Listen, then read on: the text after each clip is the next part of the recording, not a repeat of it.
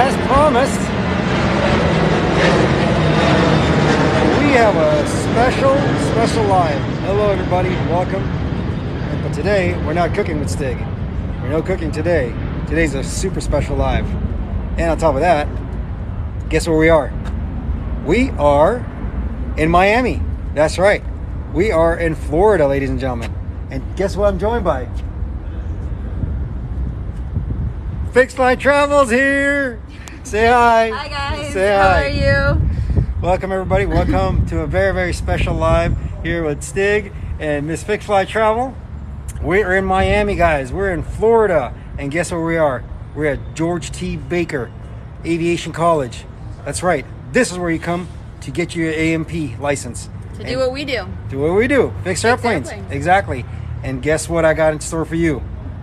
An amazing campus, which I'm going to show off to you guys with awesome airplanes. Let's get started. The weather, here. That's how the weather is. It's perfect. Absolutely perfect weather in Miami.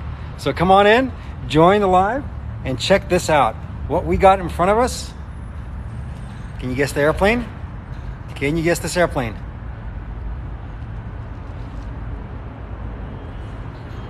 This is MD-80, ladies and gentlemen. Somebody says, how much does it cost? Miss Elena, how much does it cost? Oh, I don't know that one. You don't know? Well, you know what would be a good way to find out? Call the school and find out. I'm sure they have lots of good pricings, and I'm sure they have financial aid. Yeah, they want. Oh, I thought you guys were asking how much this airplane costs. I was like, what? I don't know that one. How much? So this school actually, considering the fact that this is an AMP school, is not that expensive. I've always talked about when you come to an AMP school, one of the things to look for is the prices. So this one in particular, you're not going to school so that you can learn and get your associate's degree. This is just for your AMP. So if you're a student within the state of Florida, it's about $5,000 or so to go to school. If you're out of state, it's about $10,000. That's how much it costs for you to come to this school particularly. And one of the nice things too is you can do what I did, where you get like Pell Grants from the government, and they paid for my certificates completely. There you go. So the only thing I paid for were my toolings and my books and my tests, and that was it. How cool is that? I mean, that's awesome. And she's an AMP, and she's been doing it what? How many years now? 11 years. There you go. Awesome. And she got it right here at George T. Baker. And let's get on with it. Look at this. A beautiful MD-80. Here, let me turn this camera around, and you guys can see what I see. Huh? The best view. The best view.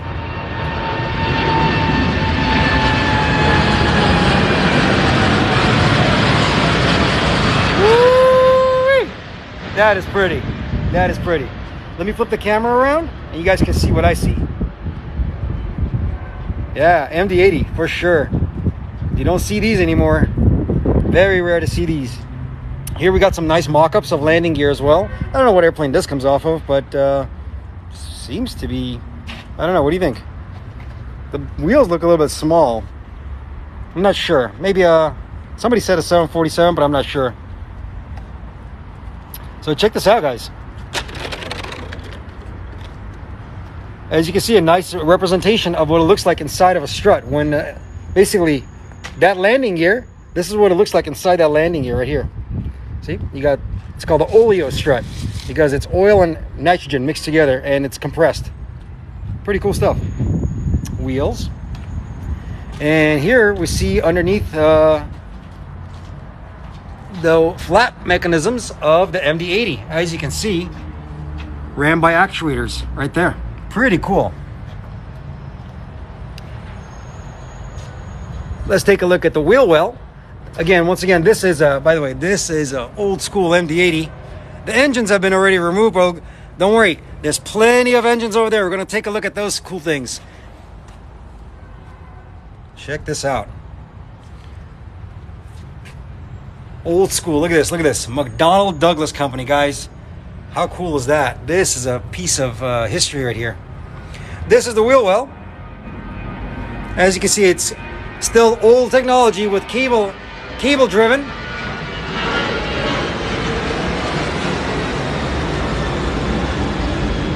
The PTU, power transfer unit. You got yourself a hydraulic reservoir right here, and along with a multitude of other hydraulic lines. Right here is a selector knob for spoilers and on and off, and a bypass. It's going to be your main actuator to put the door up, the gear door up, because this gear door can actually go up. Let's see if I can lift it.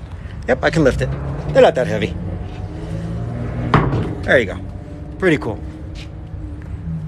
Let's go check this out. Oh, this is the aft portion of the flaps. As you can see, the flaps are completely down.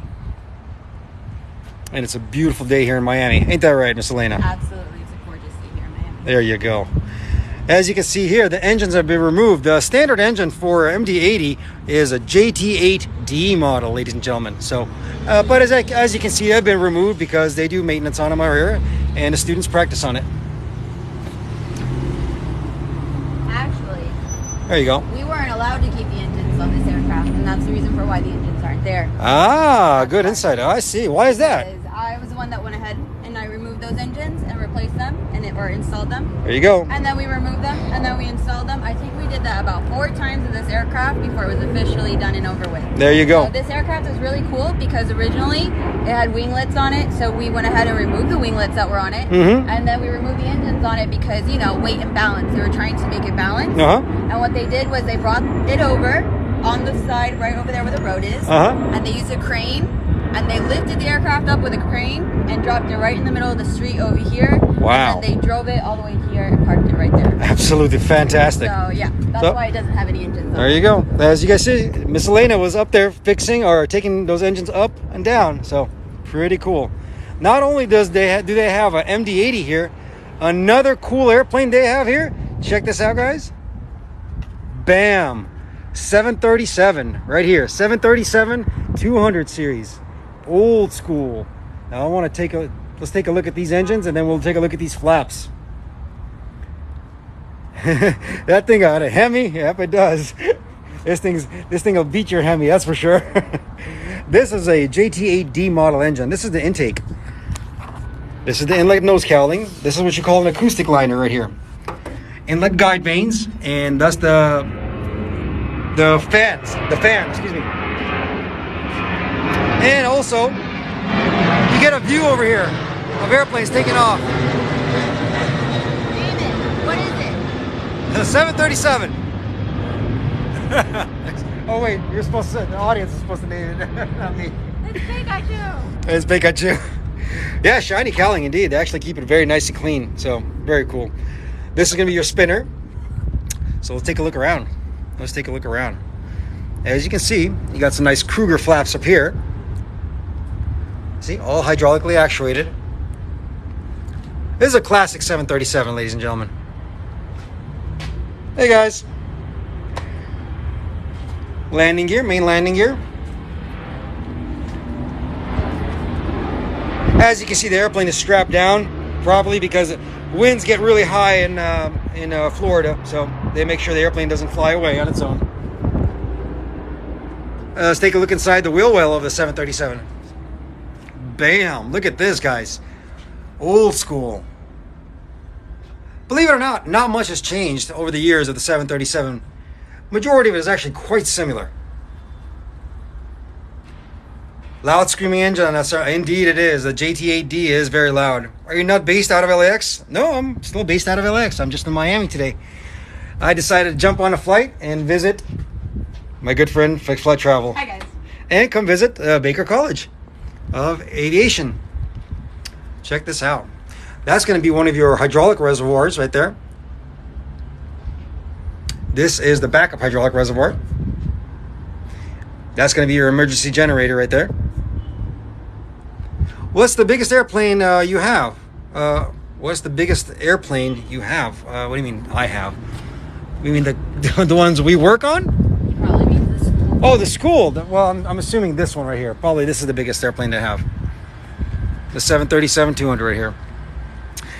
Oh, here's a good example of what a thrust reverser deployment looks like. Here, check this out, guys. So, take a look at this. As you can see right here, this is an old school style of thrust reverser. This is called the clamshell type. What happens is it's hydraulically actuated, and the clams will actually go and close like this, and it will start redirecting this airflow that's coming out of the exhaust and direct it forward. Remember, These are there to assist the aircraft to slow down when landing. They're not there to help it stop. Believe it or not, aircraft can actually stop with the brakes itself.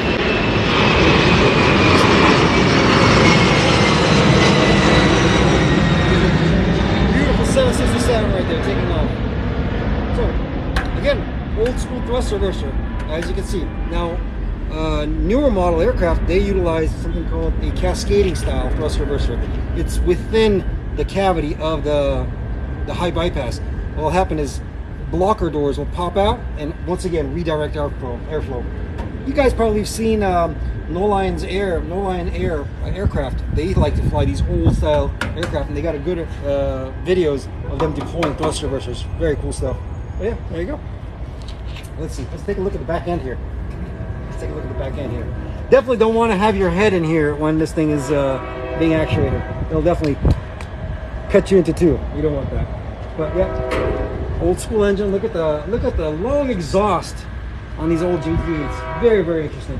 This is the actually older model of JT8 because it does not have a hush kit. Let me show you what a hush kit looks like because I used to actually install them.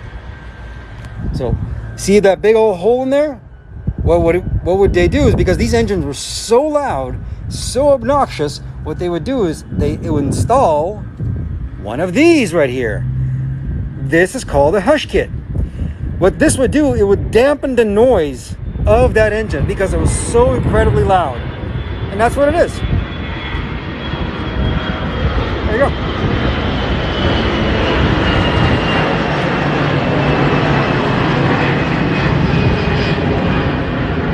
Oh, I'm sorry. What part did you hear? You a baker? Yep, I'm a baker. Absolutely. I'm a baker. So, there's another lovely view of the flaps on the 737 right here. Once again, guys, if you're just joining up, we are at Baker College here at Miami, Florida.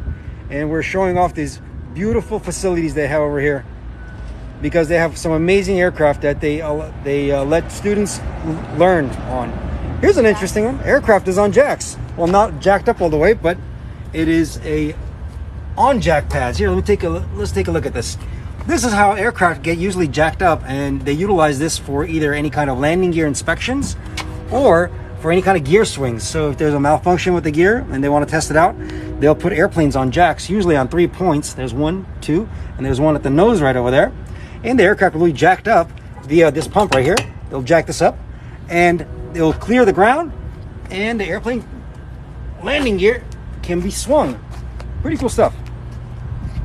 It's a nice little airplane. What kind of airplane is this? I'm not much of a small airplane guy, but this is a pretty cool airplane. It's got nice big old tip tanks right here. These are fuel tanks, by the way, if you guys don't know. They store fuel in here. One other cool thing they got right here, they got a whole helicopter. They got a Huey. Check this out. Is it a citation? Okay, good. Check this helicopter out. This thing's been worked and reworked. They must have painted this thing a billion times, but it's nicely sanded. Matter of fact, Miss Elena actually has a picture on one of her blogs, her sitting on top of that tail. Yeah. Yep. When I was in high school. Yep. I've been working on this aircraft since I was in high school, and that was over 10 years ago. So that's how long this aircraft has been here at this school. Pretty cool. Yeah. So if you guys don't know, Miss Elena's got an awesome blog page on her website, fixedflytravel.com. And if you guys go check out her pictures over there, you actually see her sitting on top of that rotor, fixing it. Yep. There you go. And somebody said this is a Learjet. Stig, you like Miami? I love Miami. Miami is fantastic. Totally in love with it. So apparently somebody said this is a Learjet. Hey Jen, how are you? Good to see you. Yeah, you sound extra happy talking about airplanes again. Yeah, absolutely. Let's see now. We got another old school engine right here. Now check this out, guys. This came off of a DC-8, I believe. Can anybody guess the model of this engine? Can anybody guess the model of this engine? What college you're at? This is Baker College of Aviation. Yeah, George T. Baker. George T. Baker Aviation College. This is where we're at right now in Miami, Florida. Who invented the hush kit? I'm Pratt Whitney, I believe. Yeah, that's a Learjet 25D. Oh, okay, Learjet 25D. That's what that is. Hello from Africa. What's up? What's up? Some from South Africa. Hello from Miami, Florida. Is that weird for you to say? No, I love it actually. DC-8, yep. Most dangerous airplane ever. It's not that dangerous. What's up? You want to show them? Oh, yeah, here. Actually, one cool thing, guys. So, remember I used to show you guys a whole bunch of engine parts. So, one cool thing I want to show you guys. Older style, Miss Elena actually could take a look at the comments, see what they're saying, if I can answer their question. Sure. So, older style airplanes, they used to have generators, much like the newer style engines. They have engine generators. Now, throughout the years, generators have been evolving to a point where they're one sustainable unit. Older aircraft like this, or excuse me, older engines like this, engines were separate from this unit, and this unit is very special. They don't make it like this anymore. This is called a CSD, constant speed drive. What this basically did, it maintained the constant speed of the generator to produce 400 hertz, 115 volts. Proper voltage and proper power and frequency for the aircraft, and I believe it's 60 phase, right? I think so. Yeah, that's what it was. So yeah, CSD, constant speed drive, IDG, integrated drive generator. The more modern aircraft, guess what they did? They got smart about it. They took these two and they combined it into one unit. Now you no longer have these two separate units. Now it's one big combined unit. Pretty cool stuff, right? Come on, let's take a look in front. In here, again, we see the inlet. This is going to be your spinner. Looks like this is a pressure sensor up here.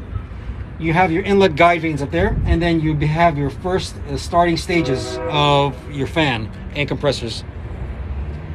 Let's take a look at this bigger engine. Now, this is how engines evolve from a low bypass engine such as this into big monsters such as this, such as the CF6-50. Oh, take a look at this. Oh yeah.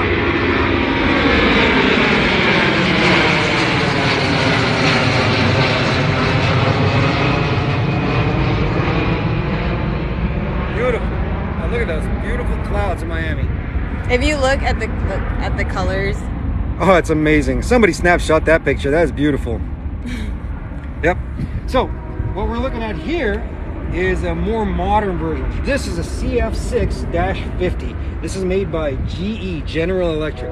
One of the most reliable workhorse engines ever. This engine has been put on so many different aircraft. Everything from 767s to 747s. So, incredible engine. Very solid. This thing is almost bulletproof.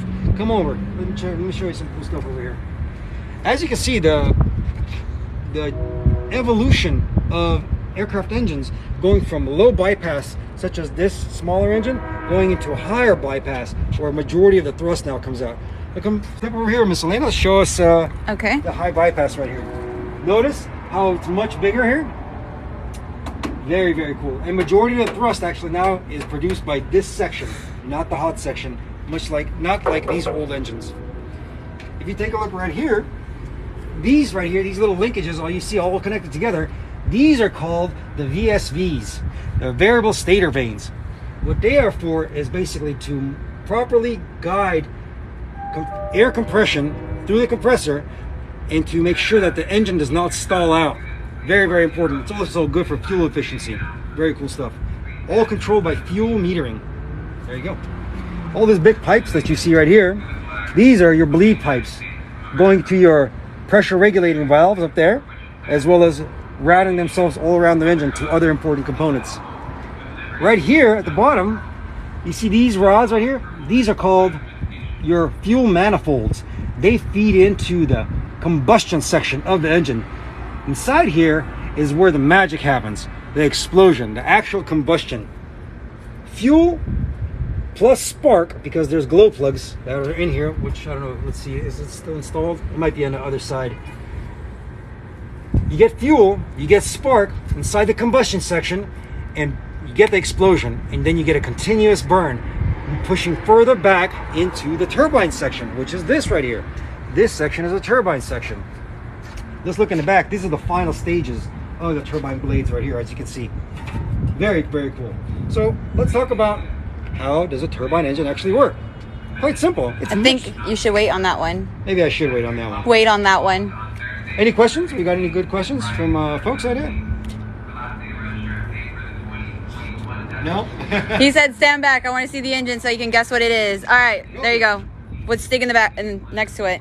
What type of engine is it? What type of engine is this? I just said it a little bit ago, but you can guess. They're saying they think they saw a Rolls-Royce engine about 10 minutes ago. The Rolls-Royce engine is on the other side. We'll go take a look at that real quick. They want to see the front too. Let's see the front. All right. How does a turbine work? We will be showing you that very shortly. So, what engine is this, guys? Can you guess what engine this is? They say it's a GE. Someone was guessing a GF90. Okay. We got a CF6 here. We got one. Who's the winner? Who is it? Julio? Julio? Yeah. All right. Let's see now. It's a LEAP engine. This now, yeah. Nope, not a Pratt & Whitney 4000. Not a Pratt & Whitney. This is a GE. This is a GE. All right. All right. You got tired of him? No. She's like, let go. I'm like, no, like, let him do his thing just a little bit longer. Anyway, you guys are right. CF6. It's a CF6. It's a CF6-50 to be in particular. Let's take a look at this one right here. This is an interesting engine. This is a very old classic engine. This is a JT3 engine. You don't see these very much anymore. Look at this. Look at this old school monster. Can anybody guess what these are right here? Can anybody guess what these rods are right here? What are these rods right here? What do you think these are? It's getting a little windy over here in my Florida. Oh, before we guess, let's take a look at that.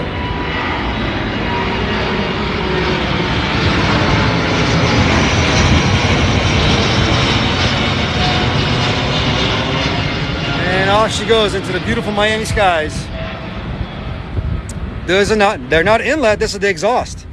But your guess is right. EGT, there you go. Somebody guessed it. Absolutely correct.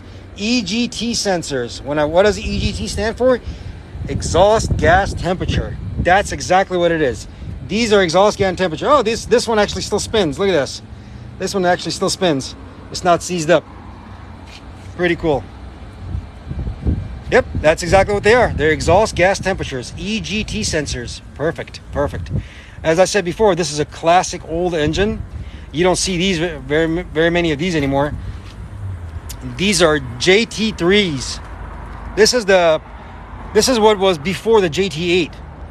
Before these engines were built, before that engine was built, they had these. Pretty cool engine, huh? She's a classic. What you should do? What's up? You should show them the CF6 where the IDG is there compared to the other engine that does not have an IDG. It has what's it called? Oh, the CSD. The CSD. I'll show them, yeah. Got a question about the 737 engine. Go for it, buddy. What's your question? Another one.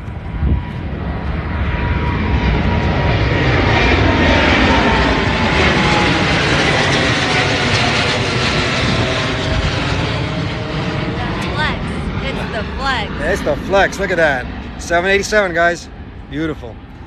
Somebody said that engine does not have a IDG. It does have an IDG. It's got a CSD actually. Constant speed drive. It's right here. As you can see. See that? It's got an aircraft generator, but it's also connected to a CSD. Constant speed drive right here. It's a combination unit. The newer ones don't have that anymore. And I'll show you. But I think this one does have the CSD. Which one? This one. Oh, I believe it does. Yeah, it does. It is? Yeah. Yeah, it is. It does have it. This thing came off of a KLM? Really? I didn't know that. Look, it's got KLM marking on there. Huh, look at that. How about that? Oh, right there. Even on the stand. Are you sure about 400 hertz 60 phase? Yes, I'm 100% sure on that. Go ahead and check it out yourself. Google it. You'll see it. That's standard for aircraft generators. Output is 115 volts, 400 hertz, 60 phase. What's the eye bolt looking thing on the 737 engine fan? Eye bolt? Eye bolt? Let's go take a look. I don't know what you're talking about, but we'll go take a look at it. Here's another look at the clamshell thrust reversers.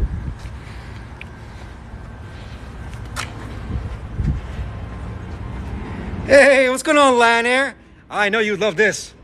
Hey, Lion Air, check this out. This is one of your puppies. Well, not one of yours, but it's kind of like yours. Flying Banana. So what were you talking about? The eye bolt? Are you talking about this? This is the spinner. Hey, Crispy. Yeah, that's right. Guys, if you guys just joined it, check it out. No Lion Air is here. They are an awesome airline. Let's check this out. Missing the gravel kit though. Yeah, unfortunately it is missing the gravel kit. No gravel kit. This one is it can't go where you guys fly. No, this one just sits here. It just sits here and so students can learn off of it. Exactly. It sits here. But if you guys have wanted to see a cool representation of how this actually works in live action,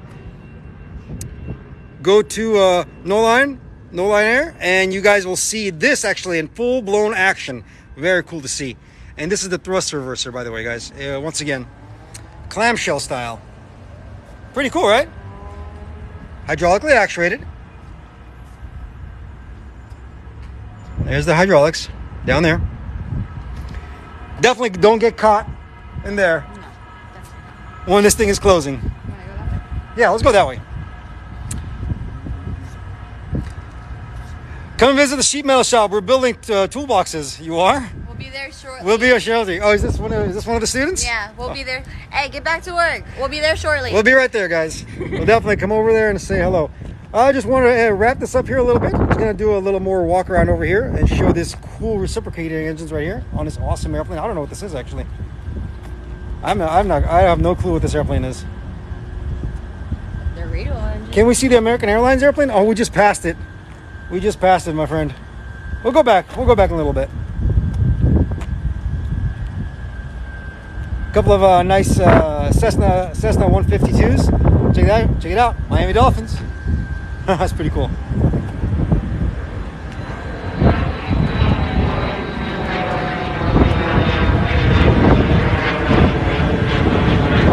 And somebody was asking how a jet engine works. So let me show you guys. Let me show you how a jet engine works. And I'll give you a very good example of it. Now, I'm not sure what kind of engine this is, but you know what?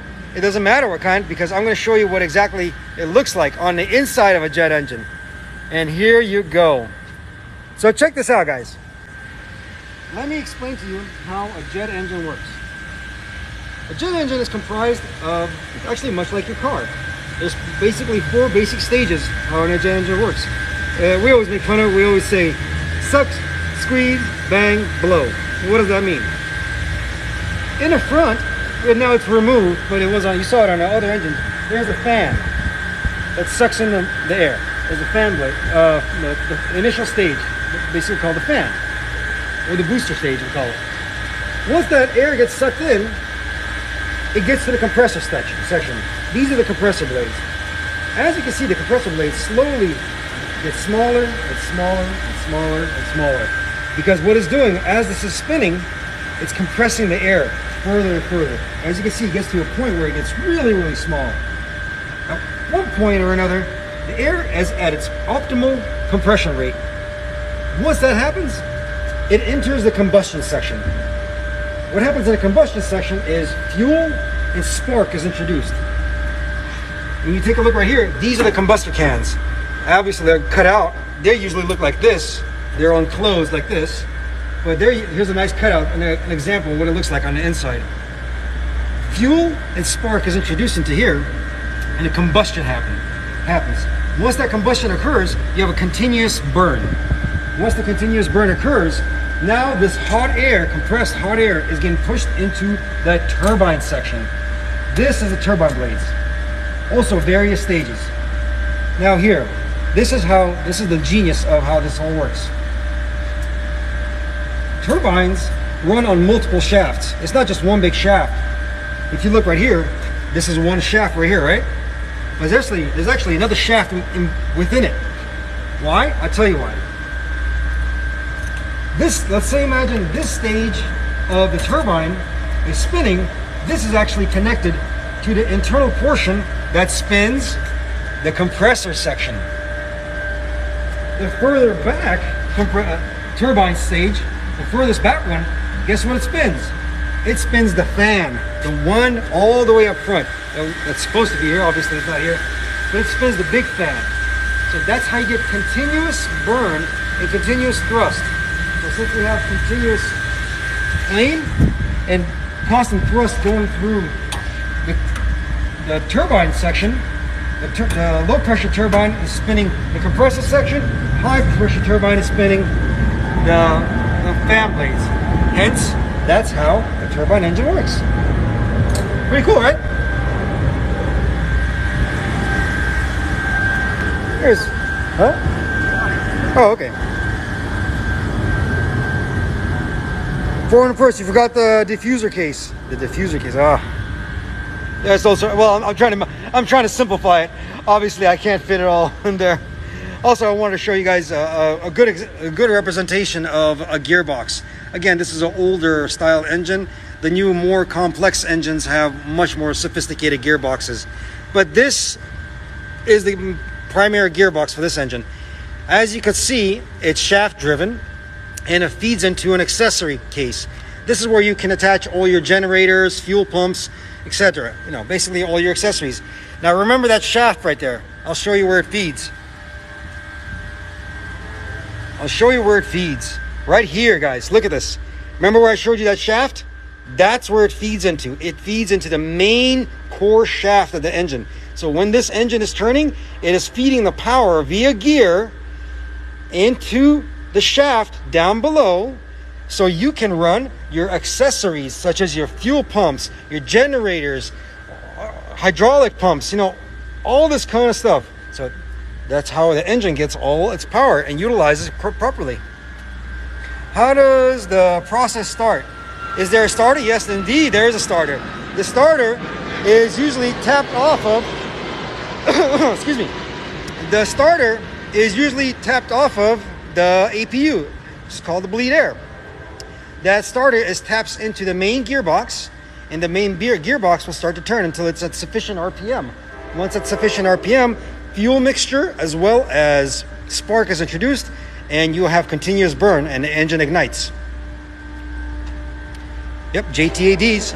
That's another good example of a JTAD thrust reverser. Clamshell. The actual clamshell itself has been completely removed for demonstration purposes as well as students learning. Very unique look. Not very many people get to see this like this. Very cool. And as you can see, they have the reverser open close. This is how they test this unit, and they show the students how it works. Very cool stuff. Let's see now. We got a nice little Cessna 152 here.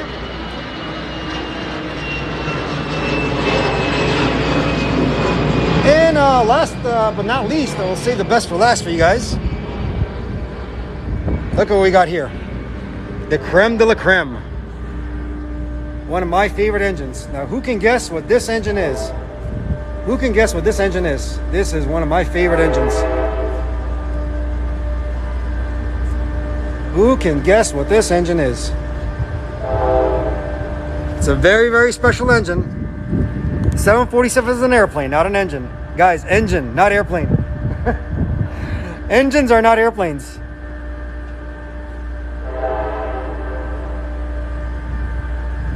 I'll give you a guess. There you go. Glassblower got it. Glassblower got it.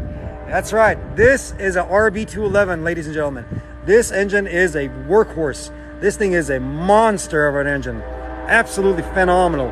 Look at this. Beautiful, beautiful engine. Love this engine. This thing is bulletproof.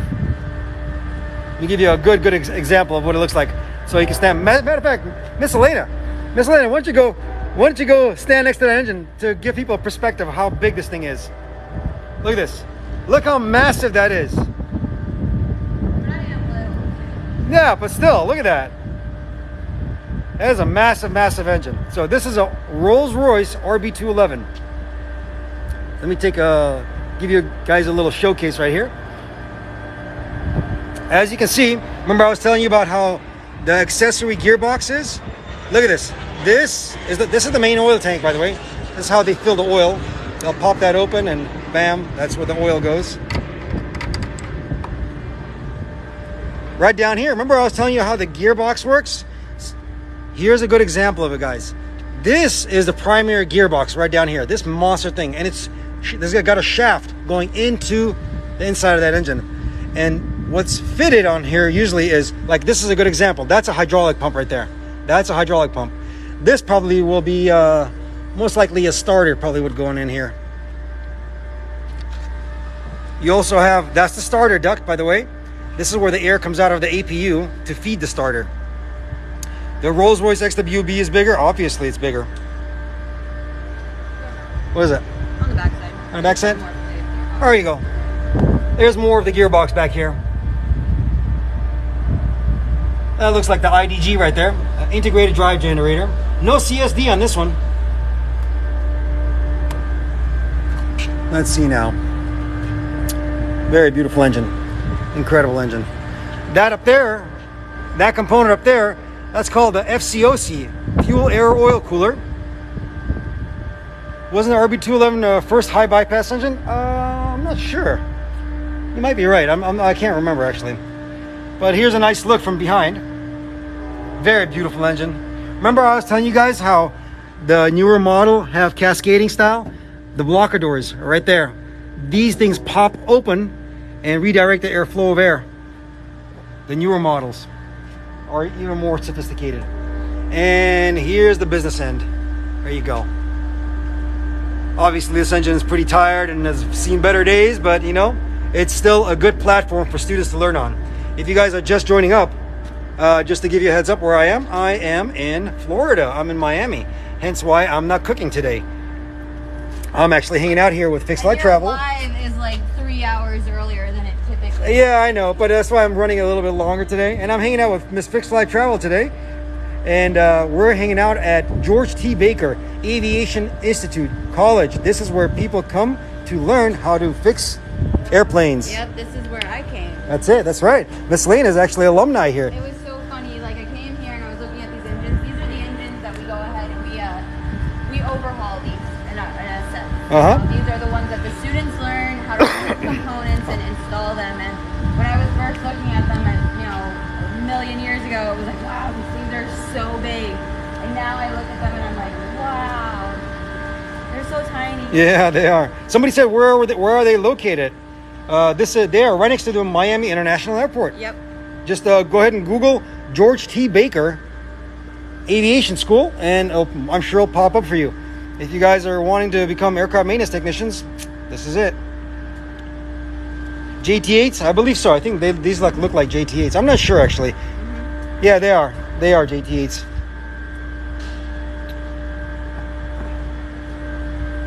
You show me a cooler engine, this is what they have here. I mean, these are cool engines. I don't know about you. These are cool engines. The thing about these is that they're classic. You know, the definition of what a cool engine is different for everybody. Yeah, definitely. Some people might prefer a classic turbine. You know, some prefer a GE90, you know? They're each different and special and cool in their own way. Exactly. So, not only that, they even have test beds like this. Students get to actually run these engines. So you get to actually learn how to power up these engines. See, they even got the controls up here. They'll come up over here. They'll start these engines up. They have all the proper instruments, just like in a regular airplane. And you guys can learn how to run engines. And take it a little bit of a step further. The way that this does work is normally what happens is these are the engines that you overhaul. For recip overhaul, reciprocating engine overhaul, you'll take your engine, disassemble it completely.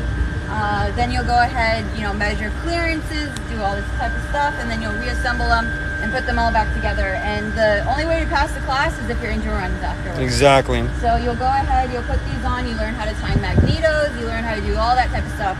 And then you run the engine afterwards, and if it runs, you pass. There you go. If it doesn't, you fail. Somebody's got a question for you. It said, I have a question. Do they teach you how to fix every single jet engine out there? They don't. No school can ever prepare you to teach every single jet engine.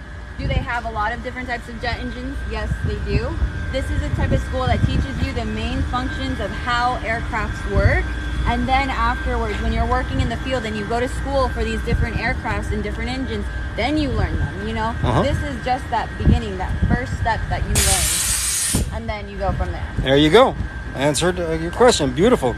Somebody wanted to take a look at that beautiful MD-80 once again. We're gonna take a look at that real quick, and then we're gonna end our live stream. I hope you guys have been enjoying it. Once again, I am here in Miami, Florida, ladies and gentlemen, with the amazing Fixed Fly Travel, and we're hanging out at George T. Baker College, Aviation College. This is a beautiful, amazing college with excellent aircraft.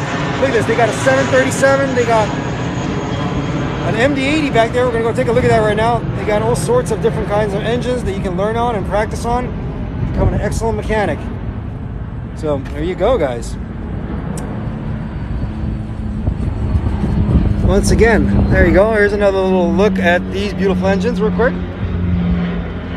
Just give you a showcase on these before we take off.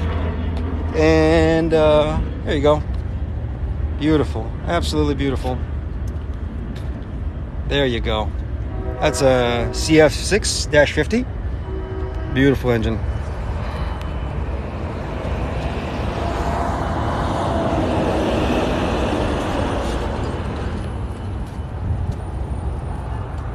Can MD-80 actually invert successfully? I have no idea. Probably not. I mean, I don't know why it would. And here we go. And this was donated by American Airlines to the school. So the students can have an opportunity to work on a true jetliner. And there you go. How amazing that. The nice thing about this school is it gives you opportunities to learn in different ways.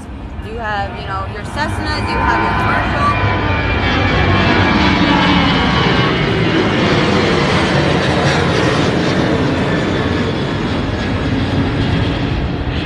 Helicopters, you name it. There's so much to learn over here. Yep, you got it all over here. I mean, they even have APUs for students to be able to disassemble and reassemble. There you go. There's a lot. There's a lot to do here, guys. A lot to learn. It's an awesome school. Lots of opportunities. I think they got good job placement as well, don't they? They do. They actually do. There you go. They even got job placement. So when you do get out of school, get your ticket, your AMP, bam, they'll even help you find a job. There you go, guys. I hope you guys have been enjoying it. So nice back to these mock-up of wheels. Can you go inside? Unfortunately, they're locked. I believe the doors are locked right now because it's almost past school hours. Well, students are in class. Students are in class right now. They're practical. Show them some dope and fabric. Oh yeah. Here's a really cool classic one. Check this out. A biplane. I don't know what kind it is, but it's dope and fabric. This is how they practice because guess what? The skin is actually dope and fabric. It's not.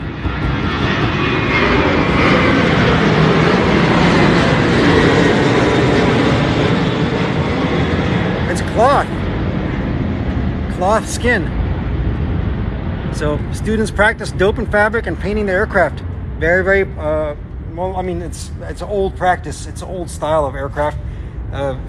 Not many of modern aircraft use this, but still. But you know, they'll repair something like this. See how it looks like? Obviously, it's just a mock-up, so students can practice. But it's still pretty cool to see. A biplane. How about that? Beautiful. And that's about it, guys.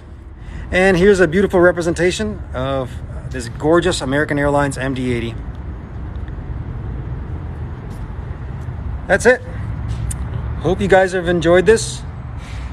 Hope you guys have had fun. Come here, Miss Fixed Fly Travel. Me and Fixed Fly Travel, we're gonna go check out the insides, and we're gonna take a look at fun, different material, and look at the classrooms, and go talk to the wonderful students. And that's about it. I'm glad you guys have joined us and hung out with us.